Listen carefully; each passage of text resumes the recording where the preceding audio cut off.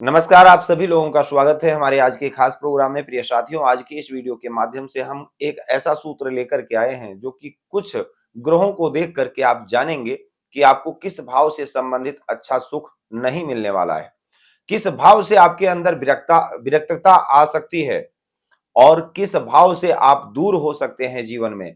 चाहे वो आपके परिवार का भाव हो, यानी कुटुंब का भाव हो, कुटुंब से विरक्त कर सकते हैं, पृथक कर सकते हैं। आपका दाम्पत्य जीवन हो, आप अपने जीवन साथी से भी विरक्त हो सकते हैं।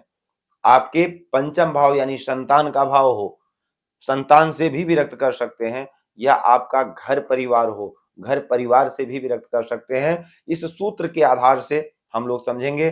टॉपिक बहुत ही अच्छा है। अगर आपका ज्योतिष में प्रेम है तो निश्चित है आपको आनंद आएगा। और एक बहुत ही सुंदर सूत्र है, इससे आप अच्छा लॉजिक लगा करके फलादेश करने में आपको बड़ी सरलता मिलेगी। पृथक कर देते हैं, सुख से विरक्त कर देते हैं ये ग्रह, जिनको कहा जाता है पृथकवादी। आप सभी को पता है ना कि शनि देव मंदगामी ग्रह है। शनि की दृष्टि में दोष है, पत्नी का श्राप है। शनि की दृष्टि जिस भी भाव पर पड़ती है वहां से मिलने वाले सुख में भारी अभाव होता है, वियोग होता है, विरक्त कर देते हैं, पृथक कर देते हैं शनिदेव। शनि यदि किसी जातक की कुंडली में चतुर्थ भाव में स्थित हो या दृष्टि डाल रहे हो तो ऐसे जातक को जन्म स्थान से पृथक यानी दूर कर देते हैं। ऐसे जातक को अपने जन्म भूमि से, ग्राम से, परिवार से, शहर से दूर कर देते हैं। ऐसा जातक प्रदेश या विदेश में रहता है और जिस घर में निवास करता है, बड़ी बात है यहाँ पर, जिस घर में निवास करता है, यहाँ पर यह सूत्र जो लागू किया गया है, शनि पुरानी चीजों के कारक है। जिस घर में निवास करता है वो घर उसका जीर्ण होता है यानी पुराना होता है, क्योंकि शनि देव पुरानी चीजों के कारक होते हैं।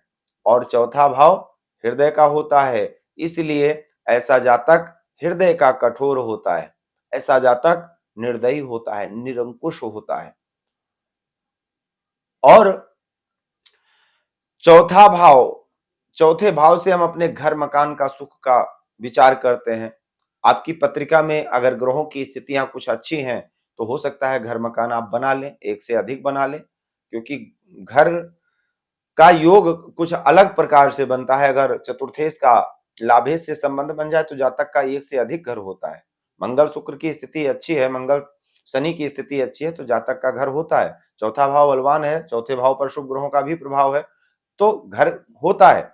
लेकिन अगर शनि का भी प्रभाव है, दृष्टि पड़ रही है, तो ऐसा जातक पुराने घर में रहता है, यानी जातक को अपने घर से दूर रखते हैं। ले लेता है घर, लेकिन पता लगा दिल्ली में घर लिया और मुंबई में ट्रांसफर हो गया, जातक को किराए पर रहना पड़ेगा।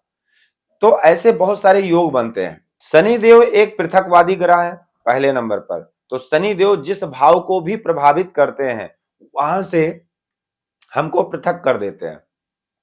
अब वो भाव चाहे चौथा हो, जहां से भूमि भवन वाहन का बात करते हैं, कुटुंब स्थान हो, पंचम स्थान हो, सप्तम स्थान हो, सप्तम स्थान यानी जीवन साथी, भाग्य स्थान हो, पिता, धर्म आदि इत्यादि की बात करते हैं।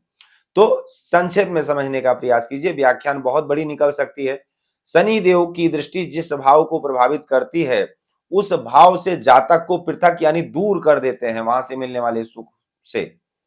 राहु, शनि और सूर्य, इन तीनों ग्रहों को पृथकतावादी ग्रह माना गया है। अगर इन तीन ग्रहों में से कोई भी दो ग्रह यदि किसी भी भाव को प्रभावित कर दें अपनी युक्ति अथवा दृष्टि के माध्यम से, तो अवश्य ही जातक उस भाव से पृथक हो जाएगा। जैसे मान लीजिए सप्तम भाव है, सप्तम भाव में शनि बैठे हैं, राहु की दृष्टि पड़ रही है या सूर्य की दृष्टि पड़ रही है, या शनि और सूर्य दोनों बैठे हैं, या शनि राहु बैठे हैं, मतलब कभी भी कोई भी विशेष फल एक ग्रह नहीं दे पाता है जब तक उसमें दो ना मिल जाए।